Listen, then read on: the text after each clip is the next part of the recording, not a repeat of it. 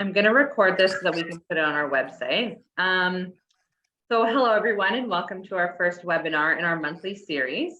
Thank you so much for joining us today. We are super excited to be able to offer these webinar series to our members.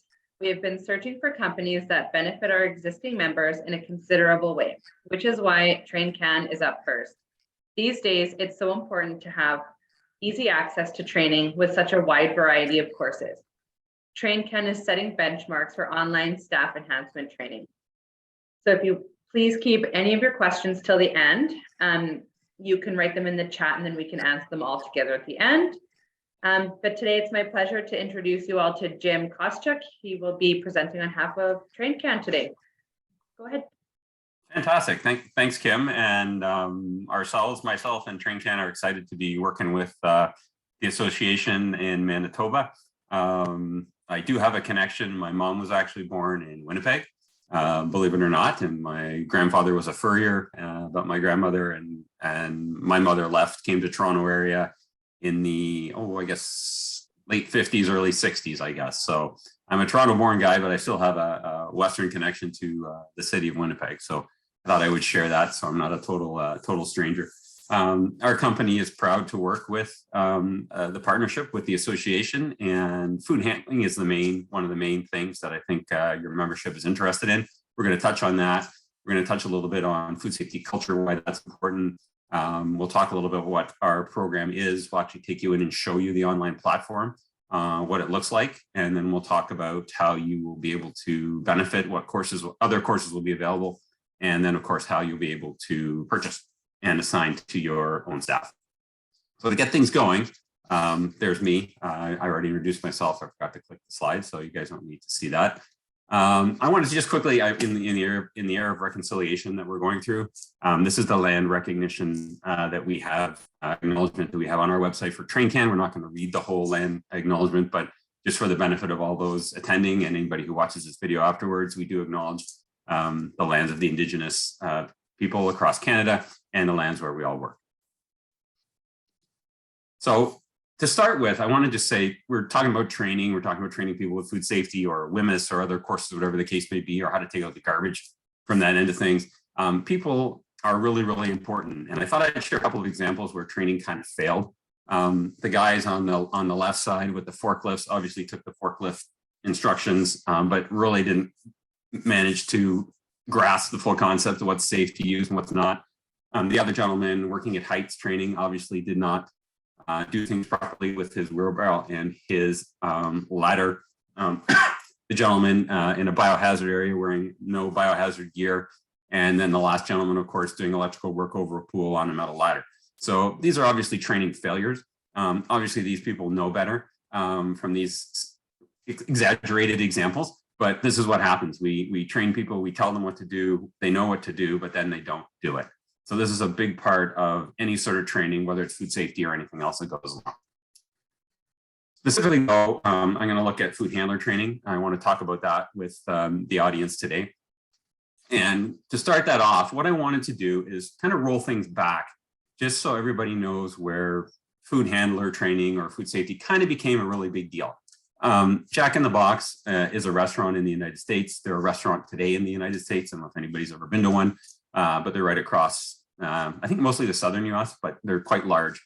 Back in 1993, due to undercooked hamburgers, 4 or 5 people were killed from E. coli poisoning from their hamburgers. And this was back in 1993. And food handler training and food safety were not necessarily a big deal until this actually happened. Because what happened at that time, litigation came forward, and it was one of the largest single settlements of litigation and food safety legislation that happened. But in the discovery, when the lawyers went through Jack in the Box's stuff and they're trying to find everything and how it happened, they found some documents. And this is one of the documents that they found back in June of 1992. So this is 6 months before the outbreak and when people died. This was a suggestion box put in by Wendy from one Jack in the Box location somewhere in the US. And she put in her comment and she said, I think regular patties should cook longer, they don't get done, and we have customer complaints. And then she went on to say, the benefit is if we do this, will be making our burgers done and edible. So the lawyers prosecuting Jack in the Box were going through everything and found that this lady actually put in a suggestion 6 months prior to people actually dying because of undercooked hamburger was saying, this is not right. This is what we need to correct as a company. What they also found was in July of the year before the outbreak, Jack in the Box sent her a letter back saying, thank you for your response. It's hard to read because it's a photocopy of a photocopy of a photocopy. Here's a pen highlighter. You're welcome to get a gift every quarter for submitting in your suggestions. Thank you very much. But Jack in the Box actually didn't do anything. So what was actually happening at Jack in the Box was that they were trying to reduce their cook time, but they didn't increase their temperatures or their did anything with their grilling equipment. So basically they said, hey, this grill cooks this burger in a minute. We want to do it in 30 seconds. They didn't change anything. They just cooked it in 30 seconds and it wasn't done. But this is a good example where someone at Jack in the Box knew about it, somebody told somebody about it, and nobody did anything about it. And this is what happens with training. And this is what happens in operations, be it restaurants or gas station or IBM or any other things. People see things wrong. They bring it to attention. Sometimes it gets looked after, sometimes it doesn't. But from the side of food safety, this is a great way to understand where food safety and food handling started. Jack in the Box is now one of the leaders in food safety, food handling for the restaurant industry in the United States. They're kind of a model at this point in time, and they recovered from it and their business continued. But I thought I'd share that just for some background. Coming out of that comes another part of food safety, which is food safety culture. And with food safety culture, that's taking it to the next level beyond somebody just passing the course and getting a certificate. And that means you really got to think about your staff. You got to think about your customers. You got to think a little bit about the Jack in the Box story. And you got to think about culture in your entire organization. And I thought I'd just share the book on the other side. Frank Yanis wrote this book on food safety culture. He's ex food safety quality assurance person with Walt Disney World, Florida. He's an ex food safety worldwide specialist for Walmart. And now he works with the FDA. But he wrote a great book on food safety culture. So if you want to explore this beyond what I've just kind of touched on in this short little video, look up Frank Yanis in that book, and it's a good one.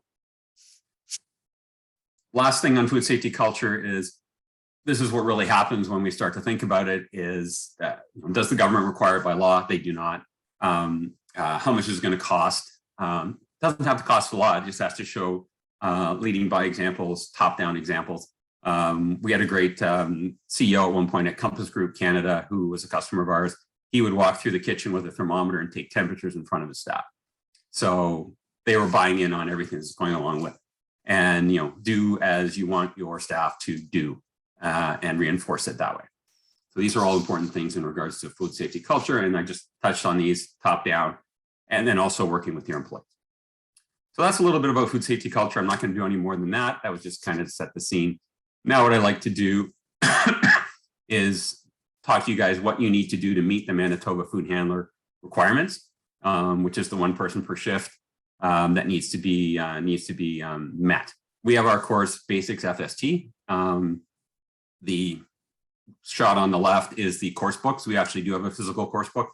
The online version is what we're putting together for the Restaurant Association and for you guys, which is a course with webcam exam. And what I thought I'd do now is just quickly show you the course so you can see what the platform actually looks like. So I just got to reshare a different screen here. So bear with me for a second here.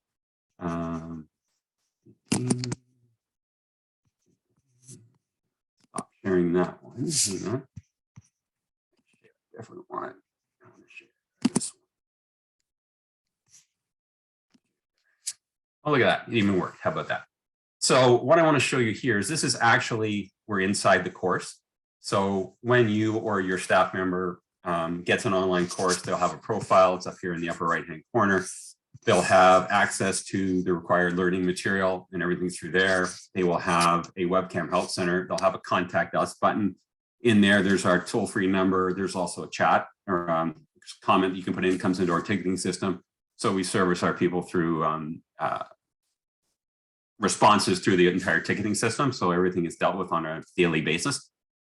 When they're ready to take the exam, there's this nice little button that appears over here. It says take exam now. So it's easy for them to do that. So what I would do is just the course inside. So once they go into the course, There is an audio. I've got that turned off, so every slide will read to them. So they can turn that on and off if they decide to do that. There is a full glossary of terms, documents, notes. They can print any pages they want. They can ask the expert by submitting a question to us as well. All the chapter guidelines, our navigation is down the one side. At the end of every chapter, there are a series of questions that the learners must score 100% on to move on. And that's just not in our food handler course. That's if they take the women's course or the allergen course or any of the online courses, the way it's set up. So if there's 10 chapters, they got to go through 10 sets of questions to get through all the chapters. Okay. And that's important for everybody to know. There are interactive exercises as well. So if I was just to go into one of the chapters, just to show you one example, a very simple practice exercise comes up. And then this particular one is a true false. So they're asked questions. I won't go through every question, but it's reinforcing the learning. There are videos and other things that come through in the online course as well. If you have any questions about this in more detail, we can talk about it at the end during the question period. Okay. I'm going to stop sharing that and pop back to the PowerPoint.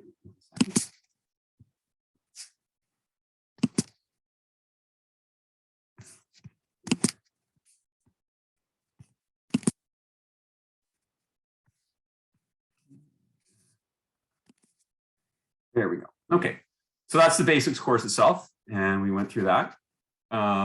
When they complete and they're successful with our food handler course or any of the other courses in the online learning platform, they receive a digital wallet card and certificate, which look like what is on the screen right now. Those are printable and savable as PDFs, and they're also stored in their online record. And we also have copies of them, obviously, at our office. The QR code that's on there is scannable, obviously, and that verifies back to our database. So if ever for some reason there's a health inspector who comes in and is questioning a certification, the health inspector can scan it right on their own phone and link back to our database as well. Food handler certificates are 5-year. That's standard. Okay. So TrainCan's course itself, just again with the food handler, wanted to go through just some points to reinforce what it's all about. It's online, but it's study at your own pace. So you can go as fast as you want or as slow as you want, as long as you're moving yourself through the chapters. A course pin and password or code for the access do not expire. So that's important. So if for some reason you bought 5 codes today and you gave out 3 and the other 2 you forgot about and you gave them out a month later, those codes will still work. So they do not expire. If Sally's on chapter 4 and she has to go on a medical leave for 3 weeks or something, and then she has to come back, she can still come back, log in and be on chapter 4 and complete and go through the entire course. Okay. Chapter tests I talked about, videos and practice exercise throughout the course. I mentioned that already. It's interactive. We try to make it as interactive as possible. So again, we do have a course book. So if for some reason you wanted to have one of those in your establishment or have that for your learner to look at while they're going through the online course, that's available from us. The webcam process is very simple. And in the online course for basics, chapter 14 is actually how to take a webcam exam. So we actually take you through, or the learner through the process, and they have to answer questions to make sure that they know how to take the webcam. Okay. Our toll-free number I mentioned, and our helpline online ticketing system that we have. Wanted to reinforce that our passing grade is 74% on our basics course. If you've been in the industry and you've taken food handler exams before, anywhere in Canada, not just in Winnipeg, passing grade is 70%. So our company for the last 20 years has been in business and has been passing people at 74% at a higher standard. We pass at 75 at our management level course. So that's just the standard that we have, but I want to make that clear and out front for everybody so that they are aware of that. Okay. That is the information on the basics. The price itself is the price that'll be in the back for you guys to purchase the credit card is $41.25 per course. Okay. So that includes the access and includes the exam attempt as well. If for some reason somebody is unsuccessful with the exam, let's say they only score 68% and they don't get their certificate, button is automatically loaded into their course where they can purchase a retest for $20. So a retest is $20 if they're unsuccessful. Okay. But our success rate is pretty high. So usually that's not a big factor.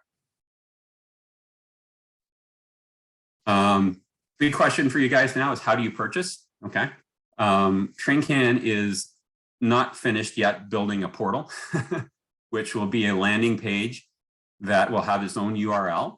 And you as Manitoba Association members will be able to log in to your Manitoba Association account with the login provided by Kim and Sean and their team. There'll be a button there that'll say purchase training by TrainCan or something. It'll say something like that. You'll click that button and you'll come right to our URL portal, which will have all the e-commerce and everything that you can do and the list of all the available courses that you can purchase. Okay. As I said, we're kind of putting the final touches on that. Kim will keep you posted, but I'm hoping by the end of next week, we'll have this up and running. Okay.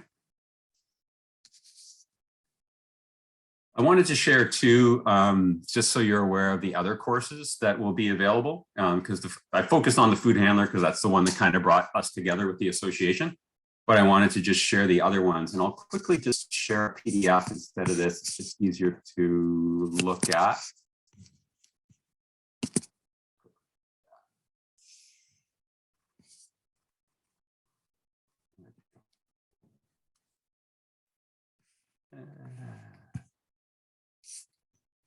No, I guess I don't have it. Hang on a second. I thought I had it ready. Can we go back to the PowerPoint, guys? Sorry about that. So I can't find it, but what I'll do is I'll quickly just go through the list of courses that we have available.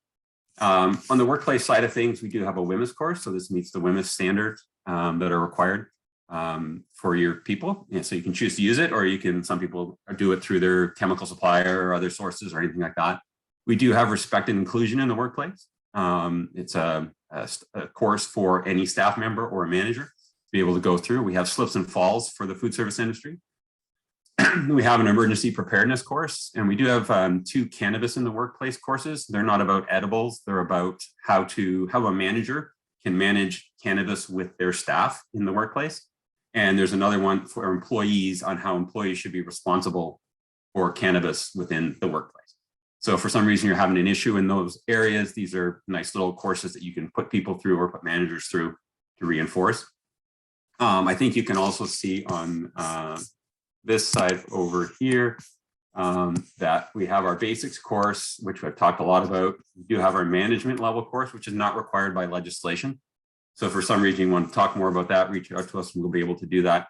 We do have our food allergy course with Food Allergy Canada. We have a HACCP course, which is advanced food safety. And we also have a gluten course for food service put together with the Celiac Association as well. Again, all set up similar to what I've shown you or talked to you about in with the basics. We do have a train the trainer program. So again, the platform we're putting together with the association is all about the online access and everything that went along with it. If for some reason anyone wanted to have one of their people become a certified TrainCan trainer to be able to train the basics course in class using our course books and our paper exam, that can happen. So we have a process to go through for that. I'm not going to go through the whole details, but we do have a trainer program for somebody if they wanted to take that route or go down that path as opposed to using the online. Okay. So that is a little bit more about our courses and everything that goes along with it. I believe that is it for me. So I think I've given you kind of an overview of what the online basics is all about, what it can do for you, a little bit why food safety is important, hopefully stress the benefits of training people and hopefully using the knowledge that you get from the training to reinforce that and have a better operation from a food safety standpoint. And it's also been proven that proper food handling and rotation of stock and everything like that helps reduce costs as well. Managing best before dates and proper labeling and everything can help the bottom line of all restaurants if they do it properly. So at this point in time, I think, Kim, from my standpoint, I'm I spewed what I was going to say, so I'll leave it. If there's, Dave or Tony or anybody else has any questions, I'm also available anytime to do this again. So thank you, everybody, very much. Do you guys have any questions for Jim?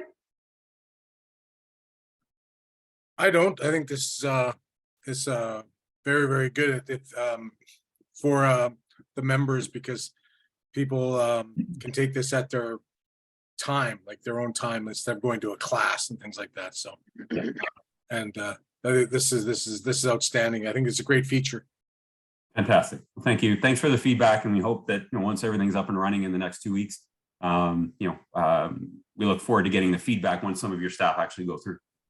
You know what, on Dave's note too, a lot of people don't do it only because of how hard it is to get everybody down there, how everybody to get here, how expensive it is. There's a lot of reasons why people just time as well, not going through it. I have a few questions. You've answered a few of them already, but Fire away.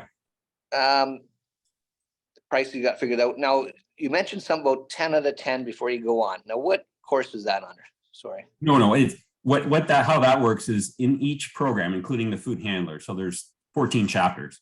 Oh, okay. For every chapter, there may be 4 or 6 questions. So All right. they finish chapter 1. There's 4 multiple choice questions.